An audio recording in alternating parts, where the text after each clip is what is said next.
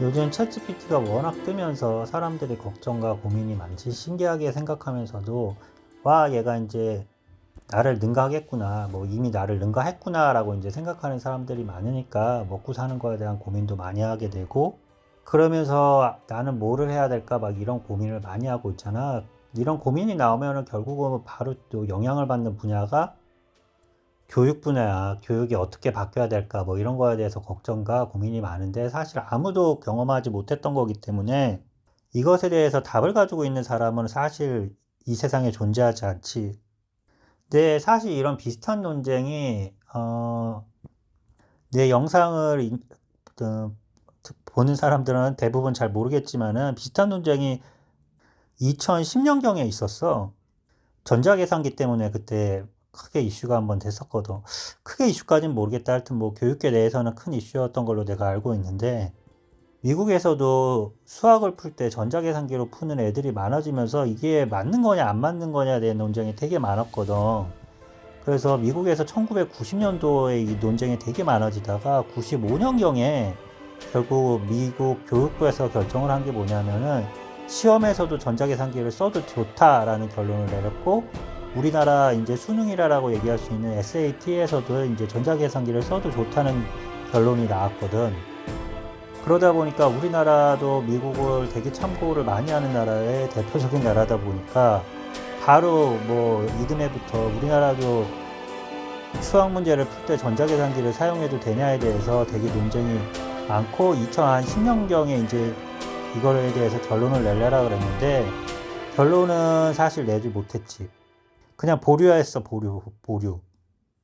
이게 왜 당시에 왜 보류를 했냐면은 참 어떻게 보면 우리나라 교육이 그 낙후되고 후진적이다라고 표현을 해야 될 것 같은 게 사소한 거에 큰 발목을 잡혀서 결국은 그때 보류됐고 아직도 내가 알기로는 뭐 내가 하는 게 아니라 혹시나 바뀌었을까 해서 수능 이렇게 보니까 안내서 보니까 아직도 전자계산기는 지참이 불가능하게 하더라고.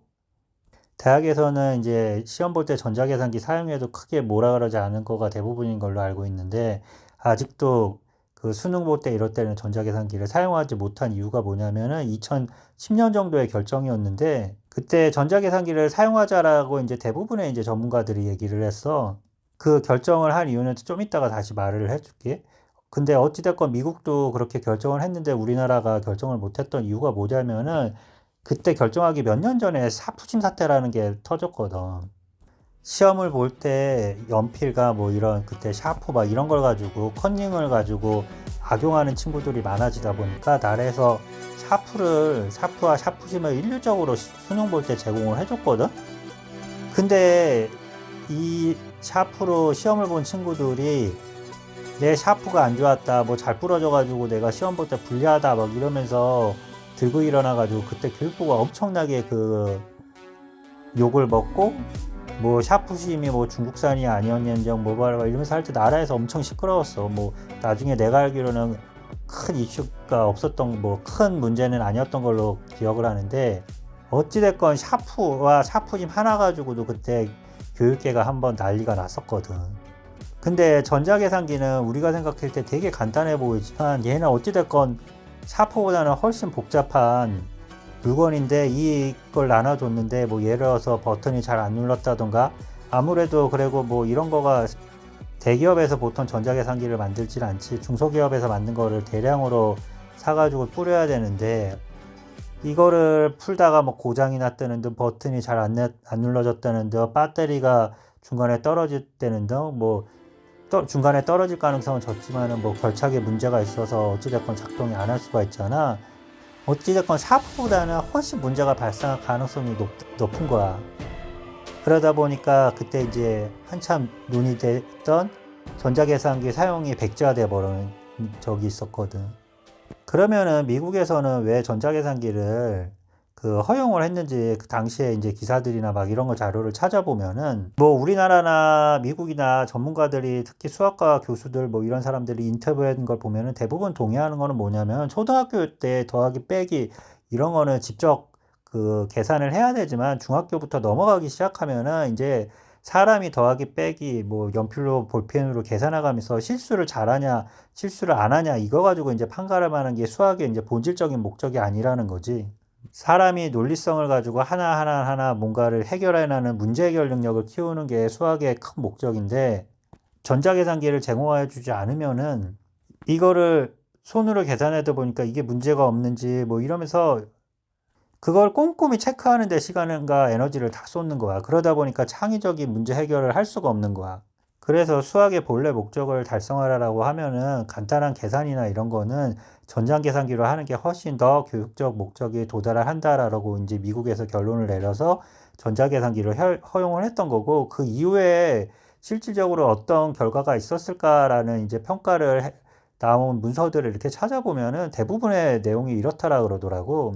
우선 전자계산기로 풀다 보니까 수학이 우리나라처럼 그렇게 어렵게 느껴지지 않기 때문에 한국에 비해서는 수학을 포기하는 학생들이 훨씬 숫자가 줄어드는 장점이 있다라 그러고, 또 다른 장점은 뭐냐면 사실 이걸 가장 크게 노렸었는데, 이 단순 계산하는 이 시간을 줄여주게 되니까 새로운 방법으로 문제를 생각하고 얘를 어떻게 해결할까 이렇게 고민하는 시간이 늘어남에 따라서 우리나라보다 이제 똑똑한 애들은 훨씬 더 이제 수학을 창의적이고 고차원적으로 푸는 장점이 생겼다라 그러더라고요. 그래서 똑똑한 애들은 소위 말해서 우리나라보다 되게 이제 천재적인 애들이 어찌됐건 미국에 더 많다라 그러고 뭐 그러잖아. 그런 중요한 역할을 한 게 전자계산기를 허용한 결과라는 내용도 해외에 자꾸 나오고 있더라고. 근데 물론 단점도 있지. 기본적인 계산도 못하는 애들이 많아졌다 뭐 이런 문제점도 있다라 그러더라고. 그래서 전반적인 평가가 한국은 전자계산기를 허용하지 않고 미국은 이제 허용을 하기 때문에 뭐 평균으로 봤을 때는 한국 애들이 뭐 수학을 더 잘한다 뭐 이런 내용이 있는 것 같아. 근데 최상위권은 도저히 그 미국을 따라갈 수 없다. 이런 내용이 많더라고. 지금 시점 자체가 챗GPT가 나온 지금 시점 자체가 과거 1995년부터 뭐 2010년 그 사이랑 좀 내가 봤을 땐 비슷한 상황인 것 같아. 그러면은 챗 GPT가 나온 다음에 지금 국내에서는 뭐 우왕좌왕하고 뭐 있는 상황인데, 해외에서 이미 발빠르게 정책을 결정을 하고 아니면 그쪽 분위기로 지금 이끌어가고 있는 나라들이 있거든. 그래서 해외에는 어떤 이제 방향성을 가지고 있는지 좀 살펴보면은, 독일 같은 경우는 올해 지금이 23년이지 2월에 이미 챗 GPT가 교육에 도움이 된다고 교육부에서 아예 권장을 했어. 그래서 수업 시간이나 이럴 때 적극적으로 사용하라라고 이제 가이드를 내린 상황이야. 그리고 프랑스 같은 경우는 이제 찾아보면은 아직은 뭐 교육부 단위에서 결정이 내린 것 같지는 않은데, 전반적인 분위기가 이 챗 GPT를 교육에 적극적으로 활용해야 된다는 이제 분위기가 무르익어 가는 것 같고, 우리도 다 알고 있는 뭐 르몽드 뭐 이런 유명한 신문이 있잖아. 거기에서 이제 교수들을 모시고 교수님들을 모시고 이제 설문조사한 결과를 보면은 챗 GPT가 교육에 부정적이지 않다라는 이제 전반적인 의견을 모아서 이쪽 방향으로 프랑스도 지금 정책 방향을 잡아서 짜고 있는 걸로 알고 있어. 캐나다 같은 경우에는 국어 교육에 조금 더 그 포커스를 줘서 챗 GPT를 활용하라라고 이제 가이드를 하고 있는데, 글을 쓰거나 이랬을 때 문장을 더 풍부하게 해주고 이러는데 챗 GPT가 도움을 많이 주기 때문에 활용을 하라라고 이제 가이드를 하고 있고, 전국의 이제 주요 교사들한테 촉진을 하고 이벤트도 하고 뭐 이래가면서 응모도 하고 이래서 챗 GPT를 활용해서 아이들을 잘 가르칠 수 있는 교육 방법이 무엇일까라고 이제 응모도 하고 이벤트도 하고 뭐 이런 걸로 알고 있어. 싱가포르 같은 경우는 아예 뭐 나라가 좀 작아서 그럴 수는 있을 텐데, 아예 프로그램을 만들어서 전국에 있는 선생님들을 모아놓고 챗 GPT를 통해서 이런 식으로 이제 교육을 했을 때 더 효과가 있다라는 아예 가정을 만들어 가지고 새로운 학습 방법을 개발해서 선생님들한테 지금 그 학습 방법을 배포하고 있는 중이야. 아직 우리나라는 그런 가시적인 뭔가가 있는 것 같지는 않은데, 아무래도 우리나라는 교육이 되게 국가적으로 국민적으로 민감한 상황이다 보니까 뭐 고위공직자 뭐 요즘은 이제 윤 대통령이 한마디 해가지고 뭐 또 떠들썩해가지고 난리가 났잖아. 교육 자체로 보는 게 아니라 뭐라 그럴까, 신분 상승의 어떤 도구나 이런 거를 보기 때문에 되게 국민적으로 민감할 수밖에 없지. 그래서 모두가 관심 있기 때문에 아무것도 하지 못하는 대표적인 분야가 교육인데, 어찌됐건 우리나라로도 이런 방향으로 챗GPT를 적극적으로 활용하는 방향으로 해서 교육을 하는 게 더 미래지향적인 교육이 될 거라고 나도 생각을 하고 있고, 그래야 될 거라고 생각을 하는데 잘 될지는 모르겠네. 그리고 언론이 요즘 맨날 이제, 공격하는 것 중에 하나가 챗GPT의 환각 현상 뭐 이런 거지.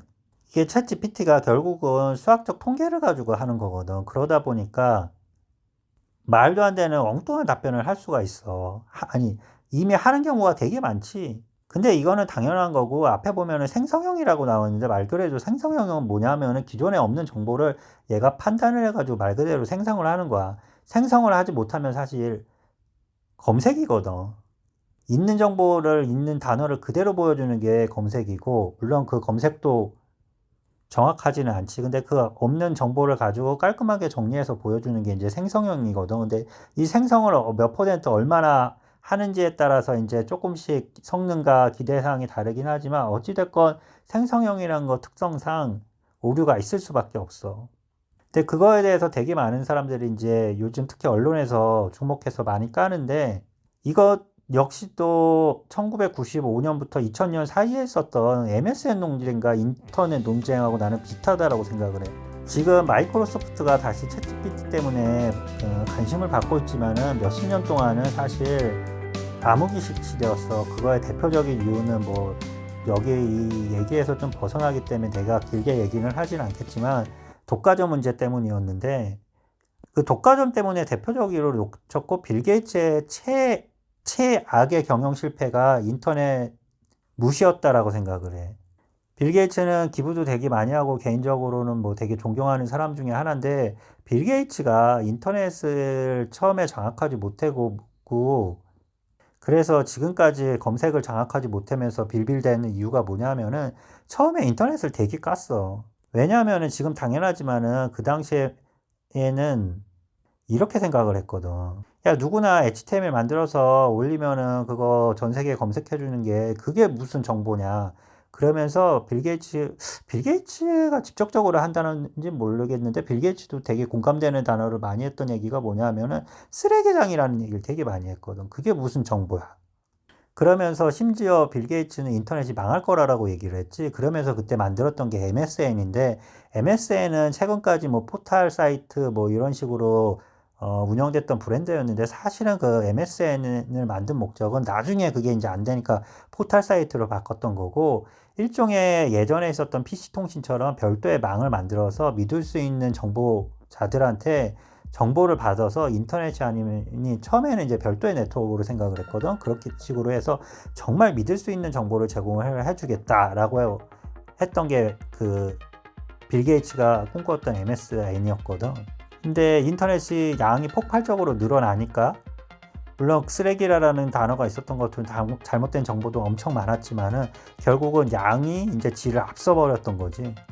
그러다 보니까 빌 게이츠도 그거에 대해서 인정할 수밖에 없었고, 나중에 이제 포털 사이트로 전환을 해서 인터넷을 장악을 하려고 그랬는데, 그 완전 이제 실패를 했었던 거고, 지금도 인터넷에 보면은 쓰레기 정보나 광고글들이 엄청나게 많음에도 불구하고 우리가 인터넷이 불필요하다라고 얘기하지는 않잖아.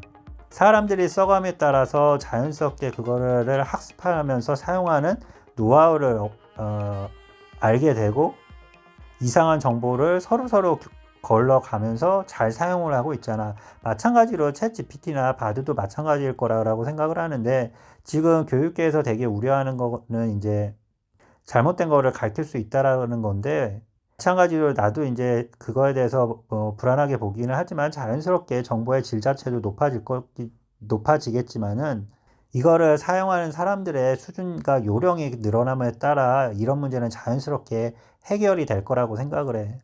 물론 그럼에도 불구하고 내가 아까 이제 싱가포르 이런 데를 이제 예를 든 것처럼, 알아서 챗GPT 이용해서 선생님들이 잘 가르쳐 주세요라고 얘기하는 거는 맞지 않을 거라고 생각을 하고, 교육부나 이런 데서 정식적으로 연구 의뢰를 하고 뭐 이래서, 근데 사실 연구 의뢰를 해도 딱 답이 나올지는 잘 모르겠지만, 어찌됐건 가이드를 통해서 일선에 있는 선생님들한테 이 챗GPT를 이용해서 학생들이 교육을 했을 때 어떻게 더 효과적인지에 대해서 알려주는 그런 그 자료는 있어야 될 거라고 생각을 해. 이걸 통해서 이제 학생들이 우리가 이제 인터넷을 통해서 스스로 이제 계속 뭔가 정보를 찾아가면서 지식을 늘릴 수 있는 것처럼 마찬가지로 챗GPT를 이용해서 지식을 늘리고 궁금한 거를 해결해 가면서 거기에서 또 뭔가 의문점이 있는 것들을 계속 파고드는 이런 식의 선순환적인 교육이 될 수 있어야 된다라고 생각해. 그리고 마찬가지겠지만은 지금 우리가 현재는 챗GPT하고 뭐 대부분의 사람은 아직은 바드는 잘 모르지 챗GPT 하나밖에 없으니까 이게 잘못된 정보를 제공했을 때 큰 문제되는 것처럼 보이지만은 우리가 인터넷에서 워낙 관련된 정보들이 많다 보면 계속 크로스 체크를 할 수 있듯이 그래서 얘가 이상한 것 같으면 다른 데 찾아보고 비교해보고 막 이러면서 이제 잘못된 정보를 거르는 것처럼 이런 사이트들이 늘어나기 시작을 하면은 자연스럽게 이렇게 보면서 서로 비교해보고 이럼으로써 잘못된 정보는 자연스럽게 거를 수 있다라고 생각을 해.